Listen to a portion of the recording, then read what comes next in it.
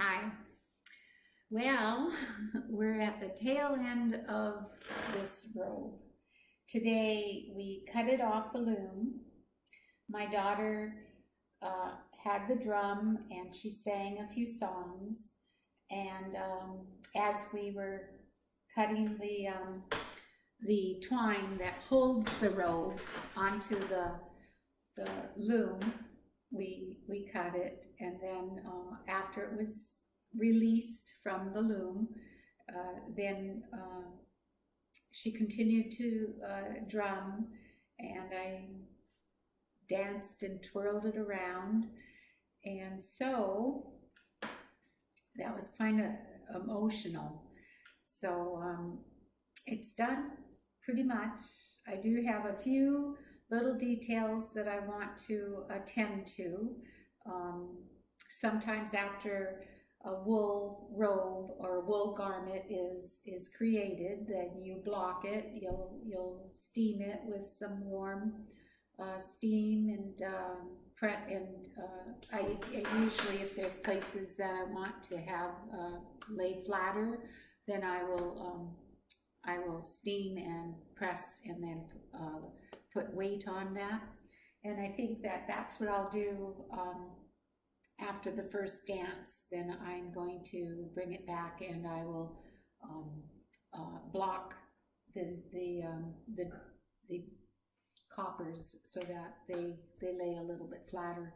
But tomorrow it's going to have its first dance, and but right now I'm dressing it so that it has the sea otter, the fur on the top. We use that fur because we dance these robes, right? The robes are traditionally danced, and and this would be quite rough on your neck, and the fur really gives a nice, rich and soft feeling to the robe at the top. So anyway, I thought that I better include you in, because you came along with me watching the YouTube videos and as I progressed. So right now I am finishing up putting the fur on, and so I'm just going to record that and talk a little bit about different things as I am finishing it up.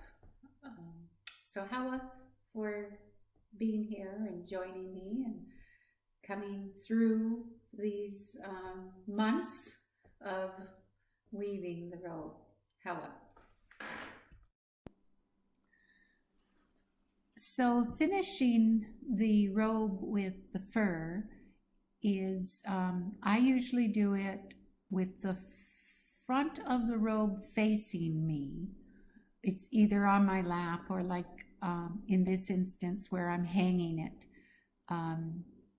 And between every 2 or 3, depending on the width that you cut your first strip, then you take, and between, in this instance I'm going between 3 warps, and so I take the length of the fur and I'm going to go 3 warps over, and then I put the needle through going from the front to the back, and I try to handle the fur so that the hide side, it gets tucked in, and the fur is fluffed out. So I go along here like that. Anyway, during the time I was weaving this robe, I was reading stories and telling stories, and I was in the middle of a Tsimshian story the last time that I had a YouTube video. So I'm going to continue on that story, but it's quite a long story, so I don't know if I'm going to be able to finish it because because it really goes on. So I'll start reading the story. It's from the Tsimshian texts by Franz Boas, who was the one who collected it, and it was translated by Mr. Tate from Tsimshian country. So here is the continuation of the story. So at the end of the last reading, the potlatch, they started naming the young man potlatch giver. So the wife loved the potlatch giver again after his son, the chief in the heavens there, he brought the bones up and he brought them together. So they stayed there for some time. Then the man became homesick again for those whom he had left behind. Therefore he cried. Therefore the father of the young woman inquired why his son-in-law was crying. He says he is homesick for those whom he has left behind, said she to her father. One day they arose again and bade farewell for a while about good heart to their father-in-law, intending to leave in time. Then they went down again on the feet of the sun. They arrived again behind the houses. Then the woman embraced her husband at once, and she kissed him, and for a while they were happy. After she had done so, they parted, and she suddenly disappeared, and he did not see her again. He, however, entered at his mother's. Behold, but his mother was dead. She had died before he returned. Then Potlatch Giver continued to go down Skeena River. He came out at a camp, a town of the Tsimshian. When he came out of the woods, he met a noble woman behind the houses. At once she smiled at him. Therefore Potlatch Giver went to her. He questioned her, and therefore she told him, I am the chief's daughter. He is the master of the town. I have 4 brothers. Then Potlatch Giver said, Do you agree to marry me? Then the princess agreed, and therefore she asked him, Where do you come from? And then he explained to her, First my name was Stiwal. Now I have the new name Potlatch Giver. Thus he said to the noble woman. Therefore she loved him very much. She said to him, Marry me now, for she had long ago heard people mention the name Asdiwal. Therefore the woman was very glad to be his wife. And when the day went down, he accompanied the woman down to the village, and they stayed in the houses on the platform of the princess. When morning came, the chief knew that his daughter was staying with someone until the morning. Therefore he said, My dear, who is with you? Thus he said to his daughter. Therefore the woman said, It is Asdiwal, who is Potlatch Giver, who has married me. Thus she said to her father. And then the chief said, My dear, accompany my son-in-law to the fire. Then the woman went to the fire with her husband, and they sat down at once at one side of the fire with all his brother-in-laws. Then they were together, good at heart, the son-in-law and all his little brother-in-laws. They went together to the house, and they were happy. They had not been long gone when the people broke up to move. And when they moved, he gathered all his little brothers-in-law and said, Come, let us go hunt mountain goats.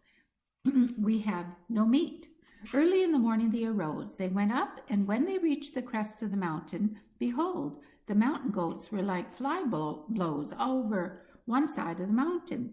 And then Potlatch Giver put on his snowshoes, took his lance and his bow and his arrows, and ran and speared the mountain goats. And he hit others with his arrows. He killed all of them. Then he let them slide down towards his brothers-in-law.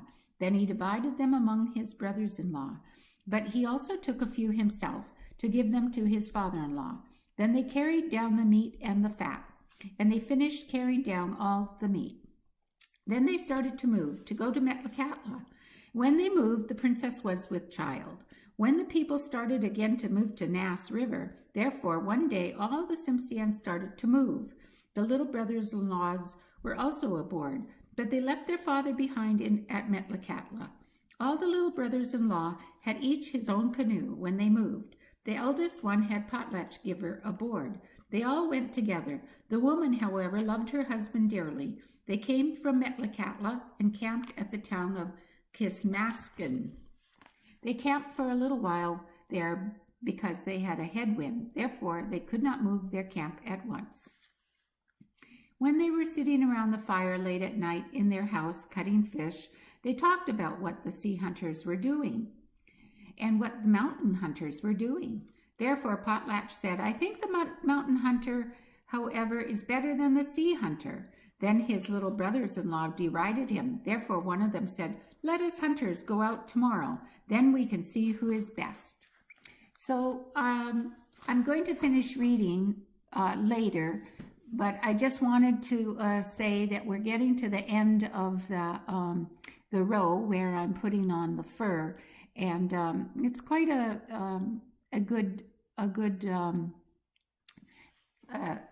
good feeling when you get to this point.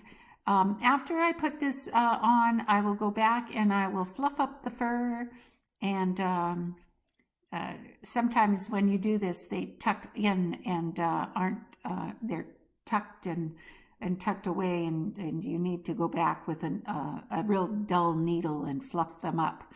But thank you so much. I'll probably post pictures of the first dance here on my YouTube channel, so look forward to that. We're going to do that tomorrow.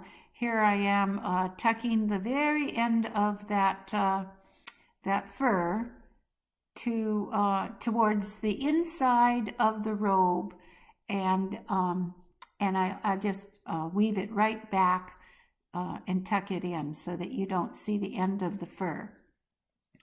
Okay, thank you so much for joining me in as I weave the robe. And here you can see I'm tucking behind two warps at the end, so that we're not going to see the ends at all. So thank you. I hope that you join me in the future and that you will be able to see this robe dance. Hawa.